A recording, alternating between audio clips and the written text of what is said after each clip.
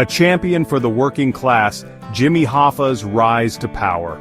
Jimmy Hoffa, a name synonymous with Union might and shrouded in mystery.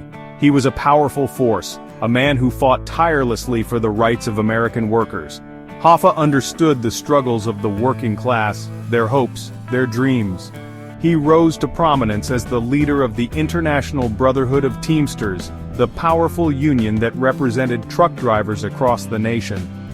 Hoffa's leadership style was bold and confrontational. He was a skilled negotiator, unafraid to stand up to corporations and demand better wages, benefits, and working conditions for his members. His tactics, though sometimes controversial, yielded results. Hoffa secured significant victories for Teamsters, improving their lives and livelihoods. He became a hero to many, a symbol of hope in a world where the little guy often felt powerless. But Hoffa's rise to power was not without its shadows. His connections to organized crime, whispered about in hushed tones, would become a defining aspect of his life and legacy. These connections would ultimately lead to his downfall, entangling him in a web of legal troubles and culminating in his mysterious disappearance, a riddle that remains unsolved to this day. From truck beds to union halls, Hoffa's ascent in the Teamsters. Jimmy Hoffa's journey began far from the halls of power. Born in Brazil, Indiana in 1913, Hoffa's early life was marked by hardship. His father, a coal miner, died when Hoffa was young, leaving his family struggling to make ends meet. These early experiences instilled in Hoffa a deep sense of empathy for working people and a burning desire for social justice. He began working as a teenager, taking on odd jobs to support his family. It was during this time that he first encountered the labor movement. Hoffa witnessed firsthand the difficult conditions faced by workers and the need for collective bargaining power. He quickly rose through the ranks of the Teamsters, demonstrating a natural talent for organizing and leadership. Hoffa's charisma and his genuine concern for the common man resonated with Teamsters members.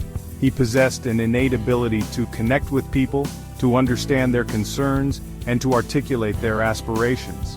His rise through the ranks of the Union was nothing short of meteoric.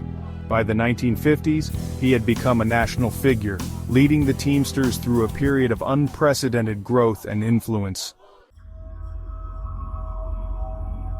The shadows lengthen: Hoffa, the Mafia, and a dangerous alliance. As Hoffa's power grew, so too did his ties to organized crime. The Teamsters, with their control over transportation routes and access to vast pension funds, were an attractive target for the Mafia. Hoffa saw the potential benefits of such an alliance, recognizing that the Mafia's influence could be used to further the Union's goals. It was a dangerous game, one that Hoffa played with increasing recklessness. He forged close relationships with powerful Mafia figures, blurring the lines between legitimate Union activity and criminal enterprise. Hoffa's willingness to use violence and intimidation to achieve his objectives further solidified his reputation as a ruthless and formidable leader. The government, alarmed by Hoffa's growing power and his association with organized crime, launched a series of investigations into his activities. Hoffa became a constant target of law enforcement, facing charges of bribery, fraud, and jury tampering. He vehemently denied any wrongdoing, portraying himself as a victim of a government witch hunt. Justice and its price: Hoffa's legal battles and imprisonment. Despite his protests of innocence, Hoffa's legal troubles mounted. The government, relentless in its pursuit, eventually secured convictions against him. In 1964, Hoffa was found guilty of jury tampering and sentenced to prison. The conviction sent shockwaves through the labor movement, marking a dramatic fall from grace for the once untouchable Union boss. Hoffa's time in prison was a period of reflection and resentment. He maintained his innocence, claiming that he had been targeted for his unwavering commitment to the working class. While behind bars, Hoffa continued to wield considerable power within the Teamsters, orchestrating events from his prison cell.